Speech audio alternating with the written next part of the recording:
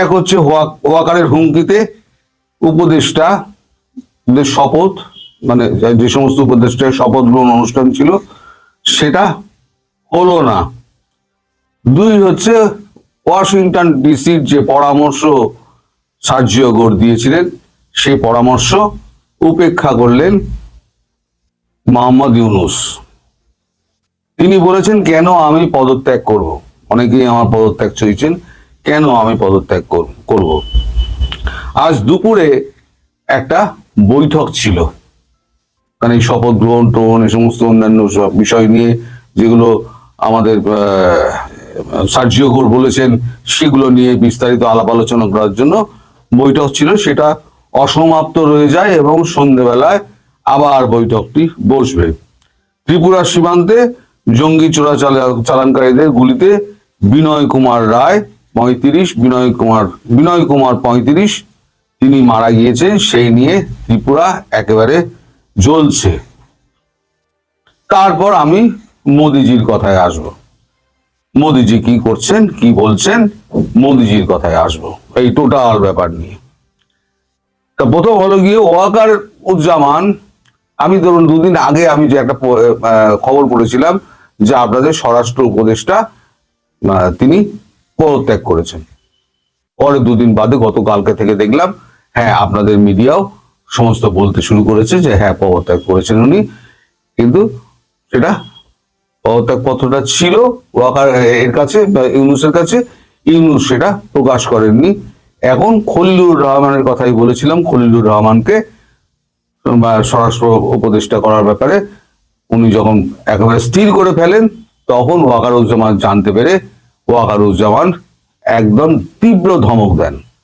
এমনি ওয়াকারুজ্জামান এক হচ্ছে এই খলিলুর রহমানকে দেখতে পারেন না। আপনার মনে আছে ওনার ওই এতে ঢোকা, ওনাদের ক্যান্টনমেন্টে ঢোকা ওনার নিষেধ করে দিয়েছেন ওয়াকারুজ্জামান। তারপর গতকালকে যখন এই সার্জিও গোরের ব্যাপারটা, যখন আমাদের সেনাপ্রধানের ব্যাপারটা আলোচনার ব্যাপারটা যখন ইউনূসকে জানাতে চান উনি যমুনাতে গিয়ে, উনি বলেছেন না না না আপনাকে আসতে হবে না, আপনি আমার টেলিফোনেই বলে দেন। ফলে ওয়াকারুজ্জামানের সেখানেও একটা রাগ ছিল, সেই দুটো রাগ মিলিয়ে আজকে একসঙ্গে ছেড়ে দিয়েছেন ওয়াকারুজ্জামান। যদি বলেছেন যদি এই শপথ গ্রহণে যদি স্বরাষ্ট্র উপদেষ্টা হিসেবে যদি এই খলিলুর রহমান যদি পদ আপনি দেন তাহলে পরে আমি দেশ অচল করে দেবো, পরিষ্কার হুমকি দিয়ে বলেছেন দেশ আমি অচল করে দেবো। অর্থাৎ উনি মাঠ থেকে সেনাবাহিনীকে পুরো তুলে দেবেন, এবার দেশ সামলা, ব্যাপারটা এইরকম জায়গায় পৌঁছেছে। তো ওয়াকারুজ্জামানের এই হুমকি দেওয়ার পর এখন শপথ গ্রহণ, ওই জন্য ব্যাপারটাকে বৈঠকটাকে পিছিয়ে দেওয়া হয়েছে। আপাতত কোনো শপথ গ্রহণ অনুষ্ঠান আপনাদের হচ্ছে না, কারণ বিভিন্ন জায়গা থেকে 26 অক্টোবরের যে নামের যে ছেলেটা সে পদত্যাগ করেছে আলাদা দৌড়ে বলে, মাহফুজ পদত্যাগ করেছে, তারপর তো স্বরাষ্ট্র উপদেষ্টার পদত্যাগ তো মৌলবাদীরা চাইছিল, তিনি পদত্যাগ করে দিয়েছেন, সে পদত্যাগ পত্রটা জমা ছিল। ফলে 3টে জায়গায় এখন শপথ গ্রহণ অনুষ্ঠান ছিল, সেটা হচ্ছে না। 2 হচ্ছে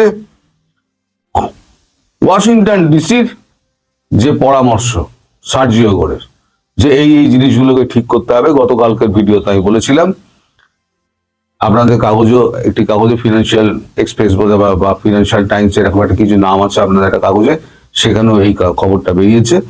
তো ওয়াকার আমাদের মোহাম্মদ ইউনূস তিনি বলেছেন এইখানে কিছু উপদেষ্টা রয়েছে তারা এই সমস্ত উস্কানি দেন, তারা হচ্ছেন উস্কানিদাতা, আসল উস্কানিদাতা তারা। বলে তারা যখন উস্কানি দিচ্ছেন তার দায় আমি কেন নেব, আমাকে কেন পদত্যাগ করতে হবে? আমি তো ঠিক মতো সরকার চালাচ্ছি, দেশে কোনো গন্ডগোল নেই, সব শান্তি মতো চলছে, একেবারে শান্তি শ্মশানে বানিয়ে দিয়েছেন উনি।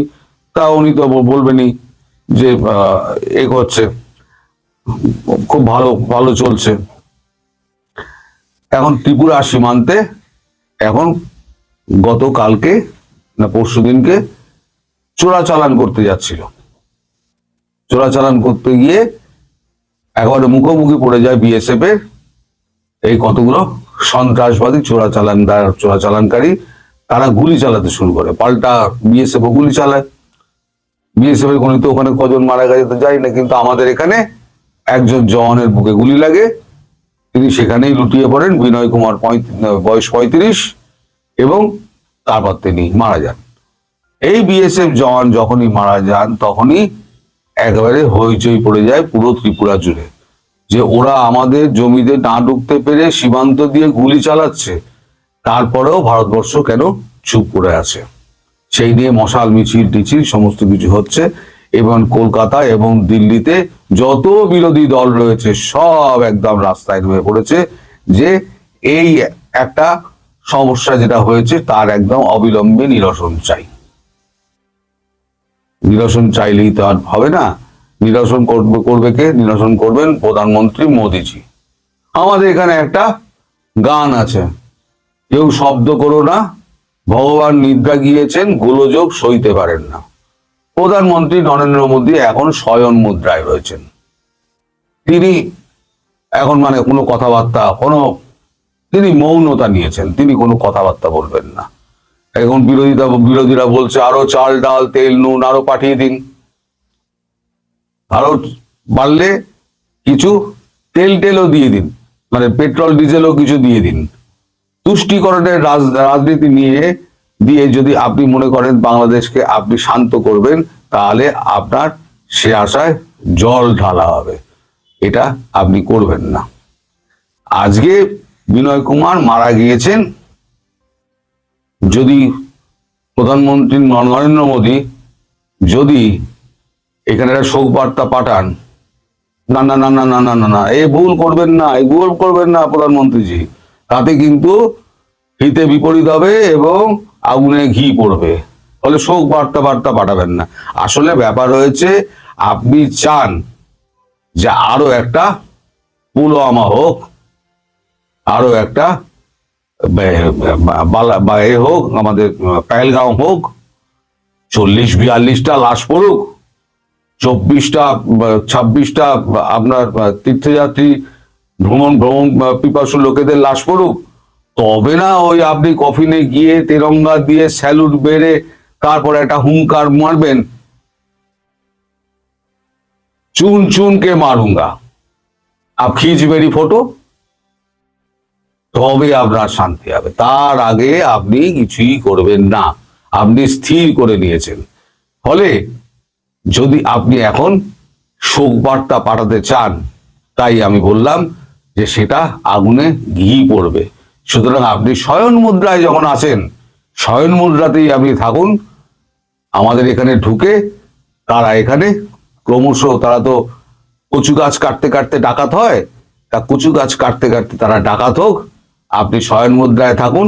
যখন দেখবেন অর্ধেক ভারতবর্ষ যখন হয়ে গেছে, অশান্ত হয়ে গিয়েছে, চারদিকে আগুন জ্বলছে, বাংলাদেশের একেবারে পরবর্তী একটা বাংলাদেশ, এখানে ভারতবর্ষ তৈরি হবে, তখন আপনি শয়ন মুদ্রা থেকে উঠে তখন বলবেন মারো, টাইম হুয়া হ্যায়, মারো। ততক্ষণে যা ক্ষতি হবার তা হয়ে গিয়েছে। আপনি যদি মনে করেন আপনি তুষ্টিকরণের রাজনীতি করে আপনি হিন্দুদের রক্ষা করবেন, আপনি বিন্দু মাত্র করতে পারবেন না। তার থেকে যেটা আপনি প্ল্যান করেছেন, যে 10-12টা অঞ্চল সীমান্তে আপনি মানবিক করিডোর করে হিন্দুগুলোকে আপনি এপারে নিয়ে আসার ব্যবস্থা করা, সেইটা করার চেষ্টা করুন। ওয়াকারুজ্জামানকে দিয়ে চাপ দিয়ে, আন্তর্জাতিক প্রেশার দিয়ে, তাহলে যদি এটা কাজ হয়। না হলে পরে আপনার এই শয়ন মুদ্রায় থেকে আপনার মানে কর্ণঘোর যদি কিছু না পৌঁছায়, তাহলে পরে ভারতবর্ষ অশান্ত হবে এবং বাংলাদেশ আরো জ্বলবে, এবং তার ফল ভোগ করতে হবে আমাদের। আপনি ভোটের রাজনীতি করুন, তবে নিশ্চিতভাবে এটা বলতে পারি, আপনি যদি এইভাবেই চলতে থাকে, তাহলে 2029-এ বিজেপি সংঘ পরিবার মুখ পরিবর্তন করবে। আমি বাধ্য হয়ে আজকে এই কথাটা বললাম। আপনি লিখে রেখে দিন, সংঘ পরিবার আপনার পাশে থাকবে না। কারণ মোহন ভাগবত যা বলে গিয়েছেন সেটা হচ্ছে কঠোর বার্তা বলে গিয়েছেন, পৌঁছে দিয়েছেন। আপনার কূটনীতি, আপনার রাজনীতি সমস্ত ওই সন্ন্যাসের সময় চললো ঝোলা, তুললো তোলা, ঝোলা, আর চললো ভোলার মতো সত্যিকারের একদিন প্রমাণিত হয়ে যাবে আপনার আচরণ থেকে মনে হচ্ছে।